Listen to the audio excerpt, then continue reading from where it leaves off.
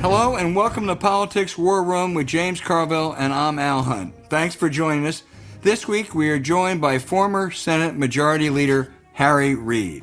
Remember, we take your questions each episode, so write into politicswarroom@gmail.com or send a tweet to @Politicon for next week's show. We'll get to as many as we can. There are so many good ones, and don't forget to tell us where you're from. This episode is sponsored by BetterHelp. Please check out their links in the show notes. We thank you for supporting our sponsors. It really helps make this podcast happen. Please tell your friends about us and remind them to subscribe on Apple Podcasts, Spotify, Stitcher, or wherever you get your podcast. James, I am very excited about Harry Reid. He was one of the most formidable Senate leaders. He has made the Democratic Party in the state of Nevada. He was early on talking about UFOs when people thought it was crazy. They no longer think that. So we're going to have a terrific interview. Yeah, he's just one of the most amazing people in modern American politics, I think. And what he's done to that party, for that party out there, is just stunning. And he's definitely his own man, to say the least. There's no question that. Back in Ronald Reagan's days, that was Paul Laxalt's party. It's now Harry Reid's party, and has been for a while. We got a couple things to talk about first. We'll leave it to Senator Reid, the great expert, to talk about the Senate and how Biden's doing and all that. There's a special election in New Mexico next week, James, for the seat vacated by Interior Secretary Hovland. The Democrats are going to win. Biden carried it by 23 points. But the Republican campaign is all about Democrats want to defund the police. And learning from 2020, the Democrats need to address this head on. It's a lie. I read a piece in Politico the other day, and the Democratic candidate said, when asked about this, it's a convenient political narrative that he is repeating over and over again in order to reframe the conversation. No, that doesn't work. It's a lie. It's not what I'm for. If she, who apparently is a well-qualified candidate, has misspoken before about these issues, clarify, correct, whatever have you, but don't let them control that agenda. I have a piece coming out. Right now we're putting the finishing touches on exactly what the venue is going to be. The crime is an issue. Get over it. Don't take it off the table. Don't pivot to something else. Take it and go to the basket. The truth about crime is this. Every president since Bill Clinton has inherited a declining crime rate and has left office with an even lower crime rate than when they came into office. Get that through your head. When crime went up, it was during the latter part of the administration of Donald J. Trump. And this is not a surprise. When you have an administration that is essentially a criminal enterprise that is dedicated to driving a wedge between Americans, all right, and having this kind of attitude, this is what you get. Now, the Democrats, right now, this police reform bill is on the cusp. I think something is going to happen. They better do it quick, because that shit I just saw in Louisiana was sickening, was just utterly sickening. So we're not, we can have de-escalation training. That's good. That's a good use, and I'm sure that'll be somewhat in the reform bill that they're working on right now. But you're exactly right. The defund the police shit is one of the more counterproductive things I have ever heard, and we can't pivot. We can't talk about move to health care. We have to address this head on. They have a really horrific record on crime.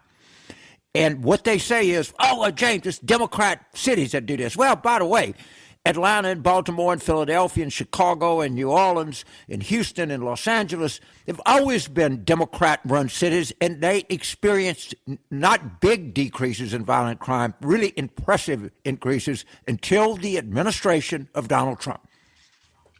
He should own this. Well, I agree with you, and I think there is some hope in this bill that Congresswoman Karen Bass, Senator Cory Booker, and Republican Senator Tim Scott are working on. It's not going to go as far as some activists would think, but there are things to be done. I mean, there are things to be done for reforming the police, not defunding the police. Some places you need more police. I mean, New York City was a big, 6 months ago, defunding the police was kind of, among the elite glitterati that was popular. Now they're talking about a rise in crime and what they're going to do about it. Some of these communities need more cops, but they need better cops with better procedures, better training, more accountability. That'll be a big sticking issue, and whatever they finally resolve with Bass and Booker and Scott. But we had that wonderful professor on from the University of Pittsburgh 3 or 4 months ago. There are things that can be done. It is not defund the police. Quite the contrary, it is reform the police. Correct. And it's not that goddamn complicated. But I'm going to tell you, the Democratic consultant class, I can already hear them, on the Zoom calls and the conference calls, saying, we got to pivot away from this. This is a Republican issue. No, it's not. The only thing the Republicans own is the increase in violent crime under their administration. Bill Parcells, who's reputed to be a pretty fair football coach, once said, "You are what your record says you are," which I agree with. Yeah, we've been through this before, back during the Nixon era and some during the Reagan era too. It was big crime in the streets, and the Democrats are soft. And when it ran its course was when Democrats joined the issue, not when they capitulated on the issue. So let's hope they do it again this time. James, on the economic inflation front, I guess you'd call it, Larry Summers is stepping up his warnings about Biden overspending, about the Fed dangerously underestimating inflation. You just can't dismiss anything Larry Summers says as an ego trip. There are very few economists of Larry's stature. I don't pretend to be anywhere near that. I'm not an economist. But look, I think we're going to have inflation. With tight labor markets, strong demand, a booming economy, it's inevitable. The question is how long, how much, and how controllable. If we have 3 or 4% inflation for 6 months, a year, that's okay. We can live with that. If it's bigger, if it's 5-7%, whatever, for longer, that's a real problem. And I think Summers has raised the right issues. I think his warnings may be a little bit overheated. I don't know, but I read a story, and employers are complaining because the first thing when you interview a prospective employee, they want to know how much money they're going to make. Well, duh, really? And that's bad news?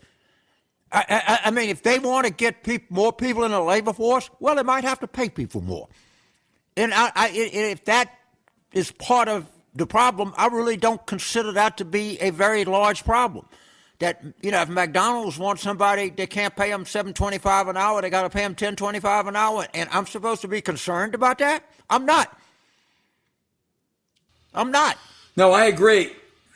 And there's some places, James, that it's just outrageous. We probably talked about this before. But, in America today, we pay more for parking attendants and for gardeners than we do for home health care workers. So I hope there's some, I'm not going to get it all upset if there's a huge increase for some workers in America. There ought to be. I think some upward pressure on wages. Of course, it's going to be somewhat inflationary. But, wealthy people have done well. They hadn't had any inflation, and they've driven everybody into the stock market, and everybody's made. How long this lasts, I don't know. But the fact that workers are starting to get some leverage, labor has some leverage in this. I don't know why she should be upset about that. Now, people say, well, yeah, Jay, they'll get more money, but things will cost them more. But right now, the lower 1/4 of our population's totally fucked. And if they get, a little bit less and we get a little bit more, I'm all for it. Well, at the Fed, being soft on inflation is a sin. When Alan Blinder was named to the Fed, Alan Blinder, who is a very progressive capitalist liberal, terrific economist, some right-winger said, well, he's like a communist, and somebody told someone at the Fed, no, he's just soft on inflation. And the person at the Fed said, that's worse. So there is that long history at the Fed. But I'll tell you, I have enormous confidence in Jay Powell, and I think that whatever inflation we have, and we're going to have some, I think this Fed is in all likelihood able to keep it under control. We're simpatico on that, James? We are simpatico. I mean, but Okay. I think people are right to worry about it. But it's not necessarily going to be a terrible thing. You're right. It looks like Powell and I, people at the Fed, they watch this stuff pretty closely. I got to say, and I don't know enough about it to get much deeper than we got. Yeah. You waded through our deepest thoughts in some of this stuff, James. You wouldn't get your ankles wet, but that's okay. I got one I think we disagree on, okay? Chris Cuomo, a CNN anchor, was advising his brother, the governor of New York, on how to handle Andrew's multiple charges against Andrew of sexual misconduct. Now, of course, any siblings love each other, they're going to talk. When there's a problem, of course they're going to talk. Where Chris Cuomo crossed the line, in my view, was participating in Andrew's political strategy calls and then not disclosing that to CNN or his viewers. His role as a supportive brother is one thing. That's okay. His role as part of the governor's political team is unacceptable and unethical. I think CNN ought to write him a parking ticket. All right. I got to tell you, I think the country it's his brother. Right? I mean, I'd do anything. If your brother's in trouble, you ride to the sound of gunfire. Now, if he was on air, issuing talking points about it, then if I was CNN, I would be upset about it. I just have the head of CNN say, look, that you got to notify us when you're doing something like this. It's not good. I'd just give him a parking lot ticket and move on because people are. Yeah, you're right. Is it the most? Does it violate some journalistic standards? I'm sure it does. And the brother defense is just a powerful defense to me. Well, but it's different. Those standards matter. I think a anchor on a primetime cable news show is like an editorial writer or a columnist for a newspaper. When I was at the Wall Street Journal, we went through this twice. There were 2 editorial writers who were fired, not because of what they wrote or what they thought or what they talked to people about, because they secretly participated in partisan politics. When Sean Hannity and Tucker Carlson do this, they privately advise Trump, we dismiss them as media hookers, if you will. Chris Cuomo is no different. It's fine to talk to his brother. It's fine to love his brother, but it's of a piece. The lapdog, touchy-feely, numerous interviews that Chris Cuomo did with the governor during the COVID, those were embarrassing. The governor secretly gave Chris Cuomo COVID protections when others couldn't get it. I mean, it is much more than a slap on the wrist. It is much more than a parking ticket. Won't make any difference, but it's a permanent stain. Not permanent. It's a stain on Chris Cuomo at CNN. It's his brother. If the people at the Wall Street Journal editorial board were colluding with their brother or their sister, I wouldn't be that. I just think, and I think people around the country, and I'm just running this by, people that are pretty liberal that aren't journalists, it's, oh, come on, man, it's his fucking brother. What do you expect him to do? And the sort of sloppy, look, it was wrong to put him ahead of the vaccine line. It was covered. Those, like, I don't know what you call it, schmaltzy interviews. I don't know Yiddish that well, but they were kind of an embarrassment. But I'm just not, this doesn't bother me that much. And I'm partly a CNN homer, but No, and I'm not a CNN adversary either. And again, I want to stress there is nothing wrong with him having all kinds of private conversations with his brother. You love him. You care about him. That's great. No problem. But when he becomes involved in political strategy with the Andrew Cuomo political team, that is different. And that's why I'm not a huge Chris Cuomo fan to begin with. I'm less of one now. But it's good we had something we could disagree on. Give him a ticket. Let's go. Next. I'd suspend that license for a while instead. Anyway, okay.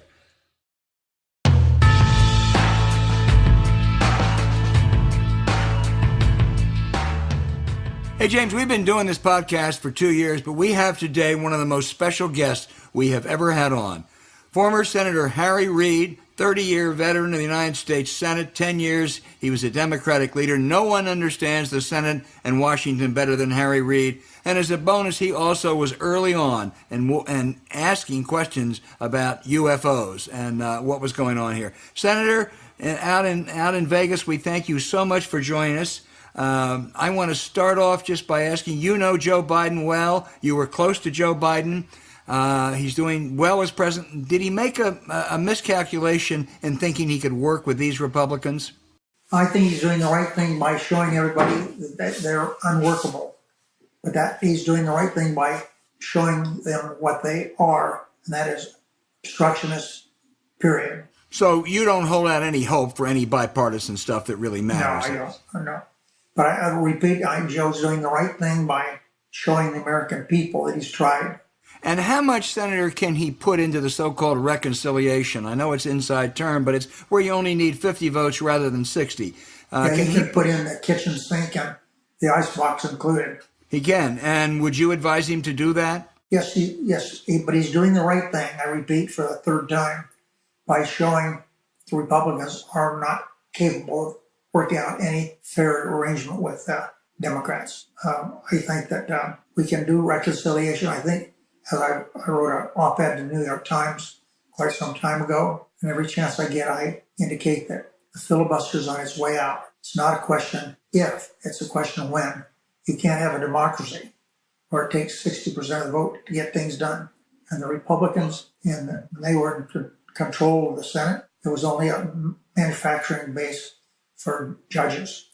And I'm convinced that it's a matter of time, not very much time, that the filibuster will be part of the history. One of the key figures in whether that or when that can happen or can't happen is Joe Manchin, who you also served with in the Senate, I think on very friendly terms.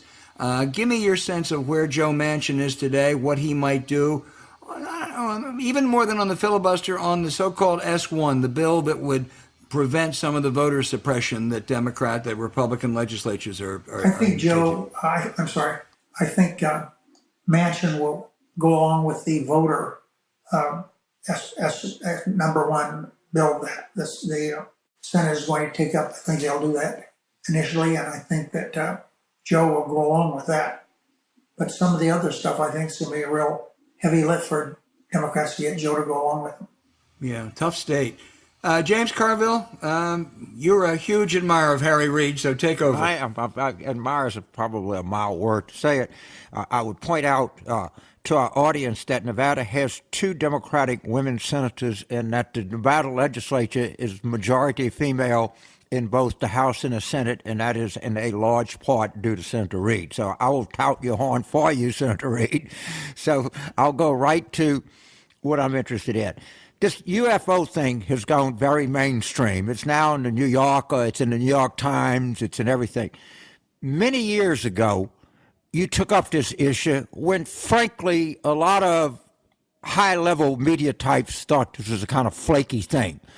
What is it that prompted you to take such an interest in this, and how did it come to be that you've been, more than anybody, the leader on trying to investigate this? Well, of course, I was advised by my staff and my friends to stay the hell away from the issue. But I got interested in it for this reason.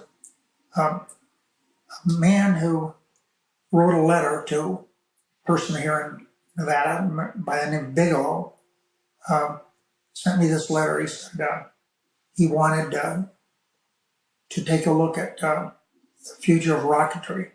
He said, I know where rockets started, I know where they are now, I know where they're going to be. But what I don't understand is all these unidentified flying objects. And he said, I think we should look into that. And a couple things. I had been asked by a CBS anchor, television journalist by the name of George Knapp, and he said to me, there's this meeting that's going to take place, and I want you to attend it. And I attended, and it was an interesting meeting. It had a bunch of scientists, a lot of just people interested, and a few oddballs. And I came away from that more curious than ever. And when that man from the Defense Intelligence Agency made contact with me, I felt I should do something about this. I talked to John Glenn about it, and just out of curiosity, if he thought there was anything to it, and he certainly didn't say no. But what happened is I called Inouye from Hawaii and Stevens from Alaska in one of the classified rooms in the Capitol and told them, I said, I'm really curious about these unidentified flying objects. I'd like to spend some taxpayer dollars seeing what there is in this. And Stevens was just like a snap of your finger. He said, oh, thanks. He said, I was a pilot in World War II, and there was an object off to my left wing, and I would go up and down and around, and it was there all the time. He said, I got low on fuel, so we landed. I went and asked air traffic. I said, what was up there in the air with me? And they said, we don't know what you're talking about. So Stevens, I repeat, was an easy sell because he had this experience in war, World War II. And so when I suggested to them that we spend some money and check it out, again, even my own staff said that it was a little chancy to take up this issue. But I did. And with the money we spent, which was $22 million, we came back with this. I thought there would be a few people to see these UFOs, but when we got the information back, it wasn't a score of people that had seen them, but hundreds and hundreds and hundreds of people had seen them. And there was no logical explanation for them. And I got a call from a woman by the name of Helene Cooper from the New York Times. And she said, I understand you're interested in this. And I said to her, I'll be happy to talk to you. As long as we don't talk about little green men, we talk about science. She lived up to her bargain and wrote a very, very compelling story that got this started in the public eye. It was really remarkable, the information we got. It showed that there was something out there and we needed to study it thoroughly. And we did that. And we came up with a lot of questions, but not too many answers. That's how we got started in all this. So, Senator, of course, no one knows, and I'm not. If you think it, what do you suspect this is? Just is it? Do you have any idea? You have any suspicion? James, I've given a lot of thought to that. What I do know is that there sound evidence that we have these UFOs.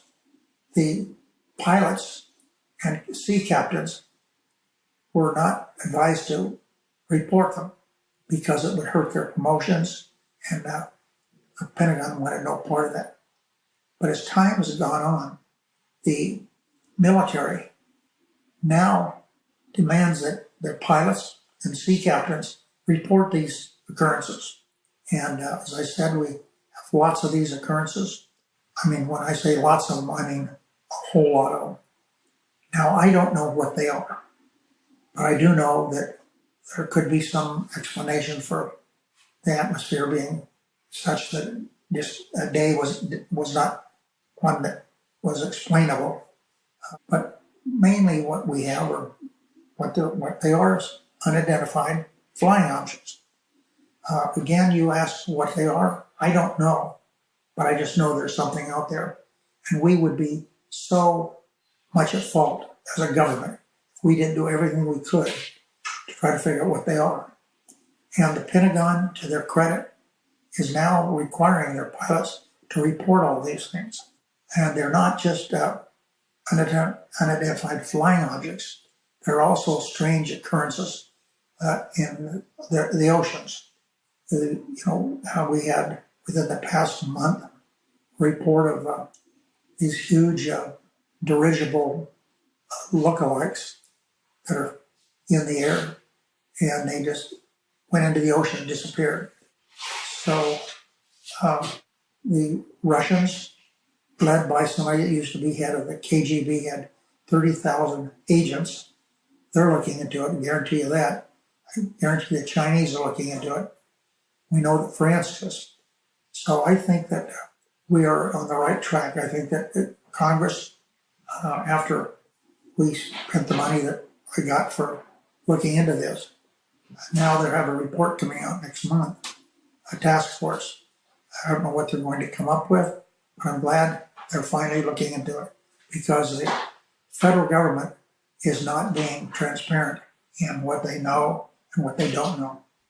Well, I can tell you, I'm going to turn it back over to Al, but this is One American. I think I joined every listener to this program to say the country was very, very, very fortunate to have someone of your courage and effectiveness.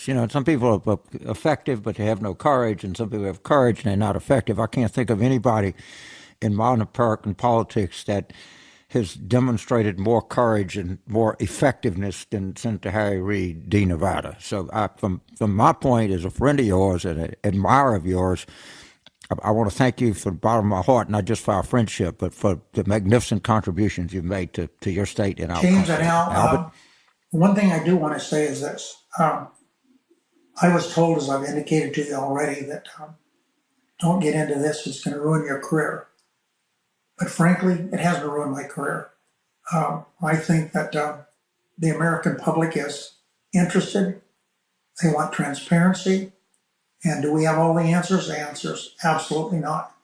But at least we're trying to get some answers. Well, you asked the question. Let me ask you one more question about this, and then a couple political questions. Have you ever discussed this with Joe Biden? Not him personally, no. You don't have any sense of his views on this and whether he'd like to look into it? I've talked to Steve Ricchetti, his number one or two person. Right. I've tried to keep the administration in tune with what I'm doing and what I've done. Let me go back to politics. 2022, usually the off-year election for the party in power is bad. The Republicans are going to engage in gerrymandering, really partisan gerrymandering, voter suppression in state after state. Is the outlook bleak for Democrats next year? I believe that the Republican Party is trying to find itself. I feel very strongly that we need a two-party system. We're the envy of the rest of the world. We don't have, it doesn't take months and months to get a coalition to form a government. Ours is seamless. It's worked out extremely well.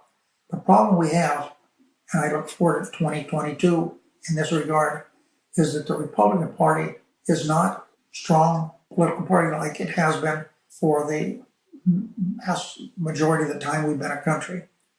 And right now, because of the chaos created by Donald Trump, I really don't know if the Republican Party is going to be able to mount a strong offense this coming election. Normally, I agree, history, after a president is elected the first time, Congress is not good. But history is based on averages, and I think this may be a break in the trend. I think that the Republicans are seen as incompetent, in many views, unpatriotic, and it's the party of Donald Trump, not a regular party as we've had in the past. Senator, I just have always wanted to ask you this question because you were such a master of the Senate. Who were just if it quickly comes to mind, who are the two or three of the best legislators? The best legislator I served with in the United States was David Pryor of Arkansas. Mm-hmm. I think I love Senator David Pryor. Jesus Christ! You got a couple David more. Pryor was extremely good. Dick Durbin has been good because of his ability to speak on any subject and make it sound good.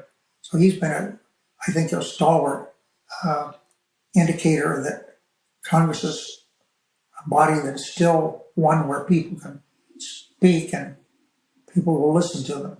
So Durbin is really quite good. Now, this may surprise you, but I found one of the best legislators was Richard Shelby of Alabama.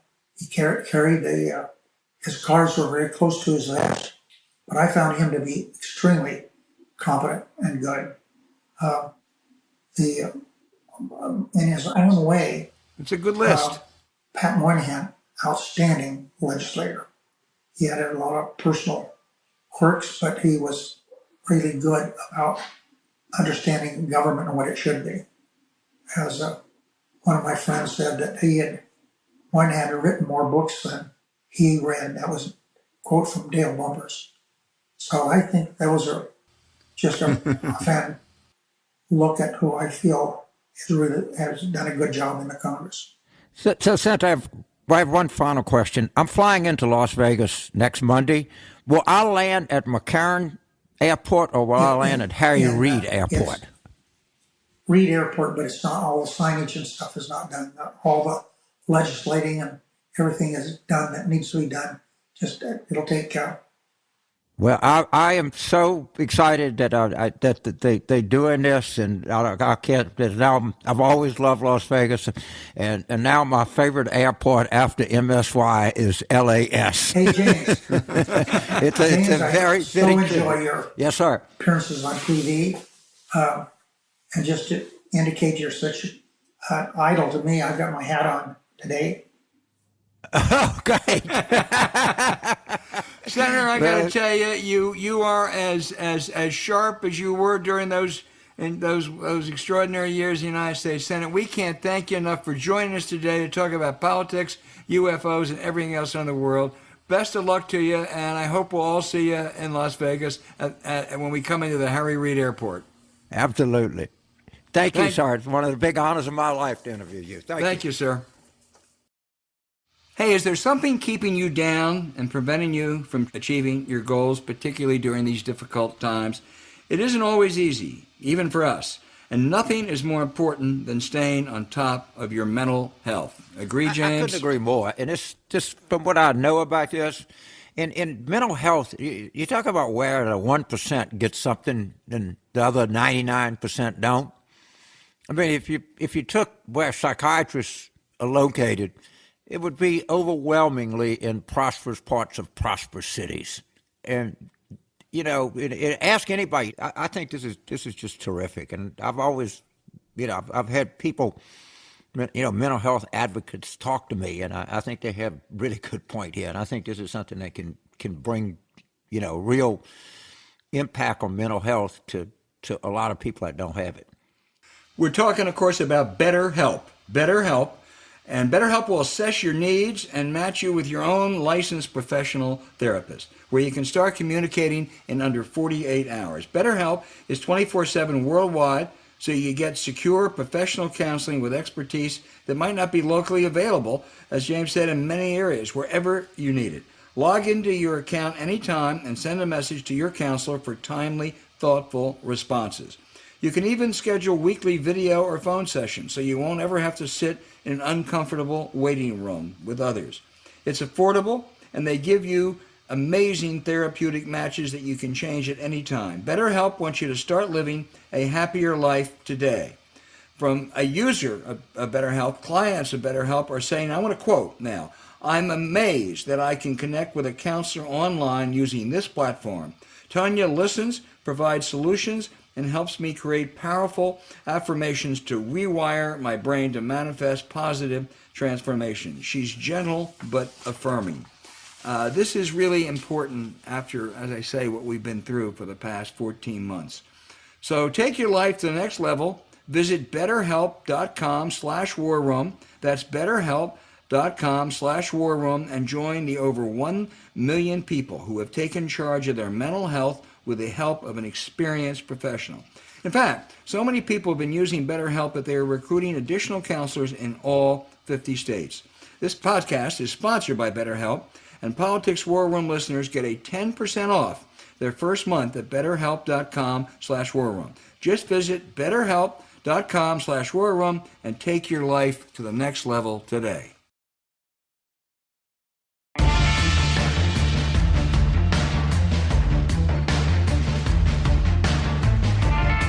All right, James, now to our favorite questions and answers. At least the questions are always good. I hope the answers are okay. You know, the biggest problem with this segment is we get so darn many terrific questions from people all over the globe that it's hard to pick 6 or 7. And so those, if we didn't pick you today, I promise, come back. We'll pick you next week. John in Long Beach, California, wants to ask, what advice would you give to DNC Chair Harrison to keep the House, expand the Senate, and take back state legislatures? And he adds, James, will you, LSU people, please stop stealing my beloved Ohio State quarterbacks? Well, we didn't steal him. Y'all let Joe Burrow go. You didn't start him. So, okay. All right, John. Yeah, John, Long Beach. Is the Queen Mary still in Long Beach? I don't know. I think it is. I think it so. must be. Yeah. I would say the most undervalued thing that Jamie Harrison and Sean Maloney can do is recruit well. Be sure where you're challenging somebody's Republican seat that got a Cook PVI of, plus R plus 3 to D plus 3. Recruiting matters, all right? And I think right now, like Val Demings running for the Senate is almost the perfect kind of position you want to be in and a perfect kind of candidate you want to look to. Because this crime shit is real. And we recruited well in 2018. They recruited well in 2020. You covered I don't know how many different congressional cycles. I think recruitment is a very underrated dynamic here. It is, James. It's critical. And though most of the recruiting will be done by November, if the Democrats sweep New Jersey and Virginia, that helps. That says, hey, that's usually an indicator that the next year may not be, maybe pretty good. So recruiting and recruit is at the state legislative level, Jamie. Please, at the state legislative level, recruit as best you can wherever we have these races. There's not very many in this year, but wherever they are, and start recruiting 2024 state legislatures. Oh God, that 2010 result is we're still paying for, and maybe for years more. Second question comes from Tim in Chattanooga, who asks, how should we handle individual Republicans like mine, Chuck Fleischman, who refuse to publicly meet with constituents or say how they voted on the Cheney ouster and their refusal to investigate 1-6? Well, first of all, Tim, you're probably not going to beat Fleischman. That's a 60%, 65% Republican district in Chattanooga. And he's not going to relent because they're hiding. But you ought to go and do the old Joe Louis. They can run, but they can't totally hide. Every time there's a meeting, go to it. Protest, if you will, in front of his office, peacefully. Don't let him get away with having the issue disappear. That, I think, destructively is what the Tea Party did in 2010. There's no reason that you can't do that on these issues, because people who voted against a refusal to even investigate what happened on January 6th, much less the way many of them almost defended, is something they should not get away with. Well, Chattanooga, I got to talk about Chattanooga here. First of all, at one time, I don't know if this is still the case, it was the most wired city in America. They had more broadband access in Chattanooga than any other city in America. But one of my favorite, share a story with you, because one of my favorite stories in American history, and I always, when I'm talking to Democratic groups, I generally always try to tell this story. And it was during the Battle of Chattanooga in the Civil War, and the rebel army occupied something called Missionary Ridge. It's a geographic feature that's still prominent in Chattanooga, and the Grant was leading the Union forces, and they were trying to do a flanking maneuver. I think Sherman was on the north flank, and I forgot who it was on the south flank, and it wasn't going very well, and Grant was in his command post at the base of Missionary Ridge, and he looked up, and all of a sudden these guys were charging up Missionary Ridge, and he looked at Rollins, and he said, "Who ordered those soldiers up there?" He said, "Nobody, General. They just went." All right? So Al's advice is good. Don't wait on orders from headquarters. Just go. And an interesting tidbit, the guy who led them was one Arthur MacArthur, who won the Medal of Honor for the charge on Missionary Ridge, whose son became a complicated person, I think more of an asshole than not, but had some remarkable qualities, Douglas MacArthur. So Chattanooga is one of my favorite places and the source of one of my favorite stories ever in American history. And Al is right. that, to hell with it, just charge, man. Just go up the ridge and, try to change as many minds as you can. Hey, James, Greg in Sarasota, Florida, wants to ask you, it seems to me that Kamala Harris has an off-putting personality, condescending. Do you think she'd be willing to be coached on the way she presents herself, or is it too much to ask of anyone in their 50s? I'm worried about the ticket in 24. Well, first of all, anybody that doesn't want to be coached, there's something wrong with them. There are more effective ways that people can communicate, and you're always trying to learn that. And, she could probably, to be fair, there's no one, Bill Clinton had a coach, all right? There's nobody, speaker, communicator in the world, but Michael Sheehan would help us with debate prep, all right? There's nobody that can't benefit from somebody that's really good. Now, some of these people are just full of shit, all right? But you can tell them after 10 minutes. But any communicator can always use good communications strategy. And yeah, I agree. And Greg, I think she will do that. If I have any concern about Vice President Harris, this would be as a top of the ticket person. It would be whether she can expand what was entirely a much too insular and not terribly effective campaign staff she had in that ill-fated run for president. But she can grow. A lot of people have. Biden certainly did better when he ran for president than he did in his previous runs. James, we are geographically dispersed today. Will in North Dakota wants to know if I think Speaker Pelosi will retire, and will Leader Hoyer and Whip Clyburn retire with her. Who would be their prospective replacements? I think if the Democrats should keep control of the House, I think it's perfectly possible that Pelosi will serve for 2 more years. She has kind of ducked the question. And the reason is simple. If they keep control, it's not going to be by much. And there is no one else. There's some talented people there. There's no one else who can work Pelosi's magic and control both the squad, if you will, and the mainstream quasi-blue dog Democrats. She's a remarkable leader. If they lose the majority, she will certainly leave as Democratic leader. And I think Hakeem Jeffries of New York is probably the leading candidate to succeed her in either post. But there are others. Yeah, I think Hakeem, I like him a lot. And I think he has the potential to be a job. But you're right, there are others, and, we'll have to flush this out. But one thing is clear, that we're going to have to, figure out Democratic leadership, and I'm saying this as a 76-year-old, all right? We're going to have to, some of these younger voices are going to have to, we're going to have to promote them and push them up the ladder here pretty quickly. And De Gaulle once said the graveyards are full of indispensable people. Right now, Nancy Pelosi is as close to indispensable as any human being can be in a Democratic Party. Yeah. I agree.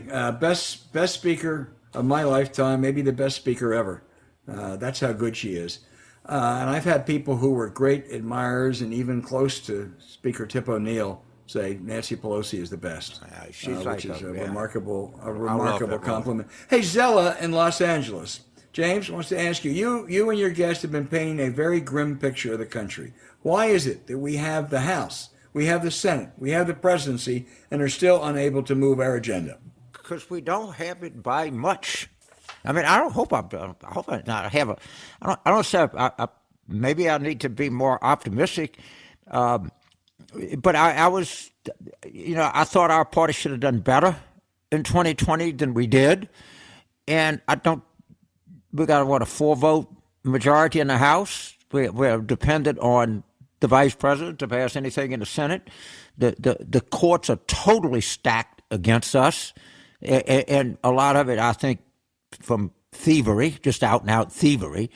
And I can't act like it would be dishonest to me to say that. Look, I'm so relieved Donald Trump is not president. I can't tell you what it's like, but I think there's a lot of work to be done here, and we can't deny that we got some issues that we got to deal with.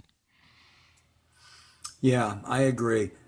James, our next is from Peter in Jakarta, Indonesia, and Catherine in Hobart, Tasmania, and they are chiding me, as they should, for last week when Marty asked a very good question. Marty lives in a suburb of Perth. I thought it was coming from, and I mispronounced it, a place called Subiaco. And they point out that that is actually a suburb, and they told me the way you pronounce it. And I want to thank Peter, and I want to thank Catherine. I want to apologize to Marty. But James, as you know, we do an annual event in Washington, the Gridiron Dinner, white tie, and my wife Judy Woodruff and I, and we introduce all the guests there, and there are all kinds of ambassadors.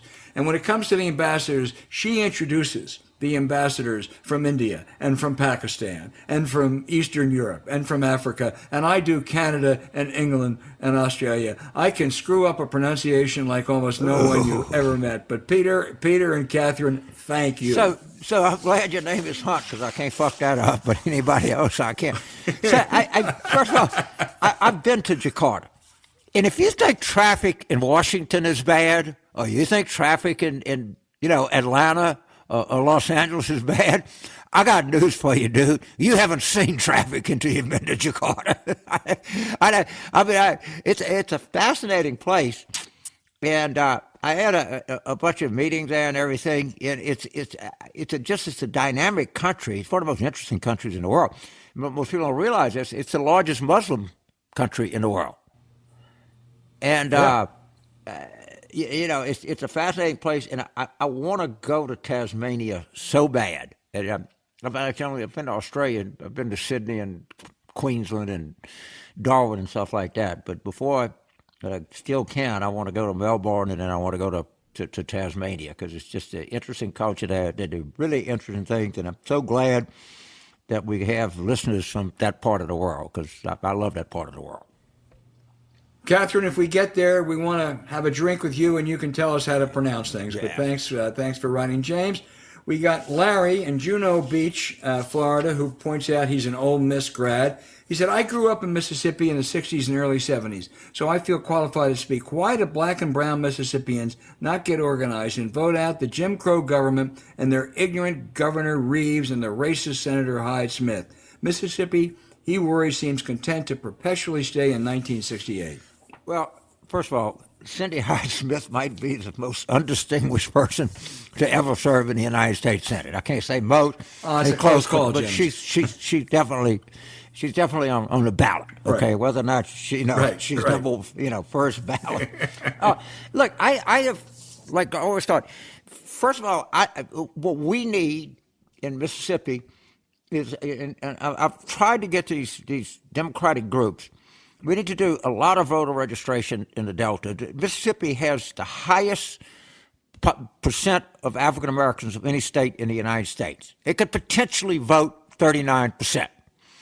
And also, what I am just stuck on this, and I cannot get any movement on it. We need to figure out a way to effectively communicate with younger black voters. All right, everybody, the tried and true formula is, we go and you run in Mississippi and you do the churches in Jackson in the Mississippi Delta, and you do some stuff on the coast, and that's it. We need to break through, and there's some outstanding young Democratic legislators in Mississippi, and we've got to promote this, and we have got to get the younger black vote more engaged. And if you get where you're getting, a 38, 39% contribution, then you're in spitting distance.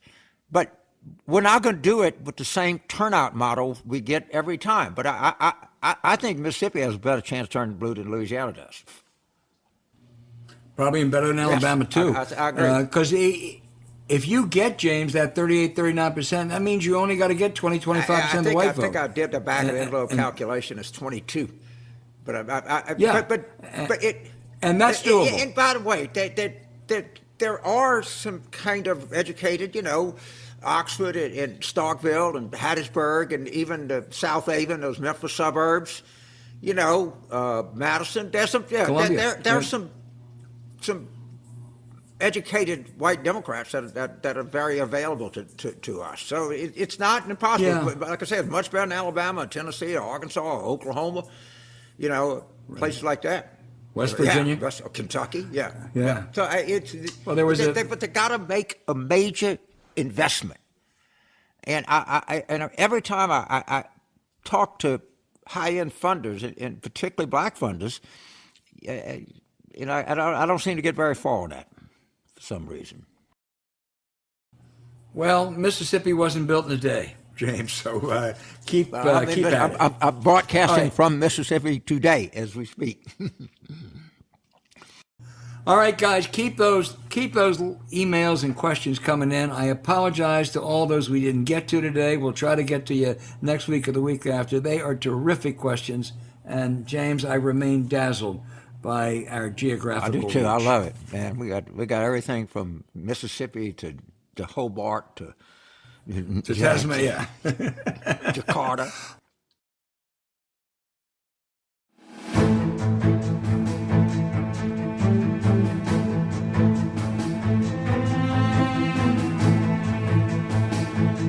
Hey, James, the outrage of the week, and then we have something to talk about afterwards for a little bit. Look, I think we've already run through the cast of cowards investigating the deadly mob assault in the Capitol January 6th, Kevin McCarthy, Mitch McConnell, Rick Scott of Medicare fraud fame, and the others. But, I'm going to give a special nod to a family. That's Congressman Greg Pence, who voted against an investigation and accused Speaker Nancy Pelosi of being a hanging judge and pushing a, quote, hand-picked jury to carry out what he called the execution of Donald Trump. Hey, I am sure you cleared that all with your brother, Greg Pence, but never mind that it's a lie. It was the Trump mob on January 6th that yelled, "Hang Mike Pence," for the vice president not violating the law on the Electoral College vote. The Pences have sold their souls thinking that somehow Mike Pence will be back in 2024. I want to tell you something, Congressman. It ain't going to happen. Mike Pence is history. And if there's any doubt, Trump will sell him out as a loser the way he sells out everybody else. Well, I'll just say this. I'd much rather have Chris Cuomo for a brother than that asshole. You say what you want. All right? Yeah. I'm glad I have my brothers and not either one of them. That ain't a close call. That's the most idiotic thing you can imagine. My outrage of the week is that I don't know what the adjective I got, putrid, disgusting, whatever. This video of these Louisiana State Police literally beating this guy to death and apparently taking some pleasure in doing it. It's gut wrenching. I don't know what to say about it. It's just awful, and we have to get this police reform that Senator Booker and Senator Scott, Congressman Bass, who I'm told is one of the most effective and bright people in the entire House of Representatives. But for God's sakes, I certainly don't want to defund the police, but man, this thing was bad. I mean, it was, you could say it, if you take the George Floyd thing, Derek Chauvin seemed to be indifferent to George Floyd's life. These people struck me as like literally having a good time. And this was not good, and it has to be addressed. Not good at all. Oh, you're right. It's sickening, James. We discussed potential House leaders, and I left out Karen Bass. Karen Bass was the Speaker of the California Assembly, and she put together tremendous deals out there, including some with Republicans. She was incredibly effective. There's probably no tougher legislative job outside of Speaker of the House of Representatives than being a Speaker of the California Assembly. Karen Bass is a very, very effective legislator. James, I want to mention, last week we had our first induction into the Ivy League Sphincter Hall of Fame. And we got just dozens, if not scores and scores and scores of letters and comments and nominees. And there are really some good nominees. And I want everyone out there to know we're going to try to do this. We'll do it second inductees in several weeks. There are so many strong candidates. I think our initial 5 was a really good one, but there'll be more coming. And I just want to remind people one thing. Most of your nominees have been right on. There have been a couple of people who clearly would qualify for a Sphincter Hall of Fame, but they didn't go to an Ivy League college. So three requirements. They got to go to an Ivy League college. You got to be involved in politics or public life, and they have to be beyond just a jerk. They really have to be incredibly obnoxious. And but fortunately, I guess unfortunately, I'm going to be exactly the word I want to use here. We got a lot to choose from here, but we're going to be very judicious. We love having recommendations. We'll give everybody's nomination prayerful and deep consideration. But we got standards, and to get into this, you have to exhibit massive assholeness. I mean, massive. Like, yes, I can tell you ahead of time.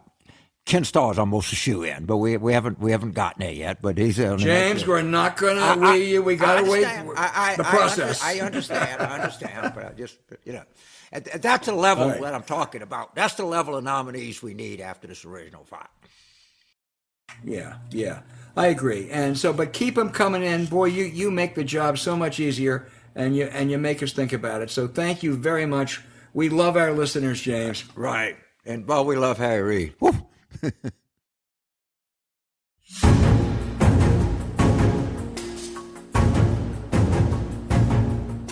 Hey, thanks for listening to Politics War Room with James Carville, and I'm Al Hunt. Don't forget to send your questions for us by email to politicswarroom@gmail.com or tweet them for next week's show at Politicon, and keep those Sphincter Hall of Fame nominees coming in. Following this episode, we would really appreciate if you check out the links to our sponsors, BetterHelp. We deeply thank you for supporting BetterHelp. When you do, you make this podcast happen. To keep up with us, subscribe to Politics War Room on Apple Podcasts, Spotify, Stitcher, or wherever you listen. Please rate the show with a 5-star review. We'll be back next week with another show as we continue our War Room planning.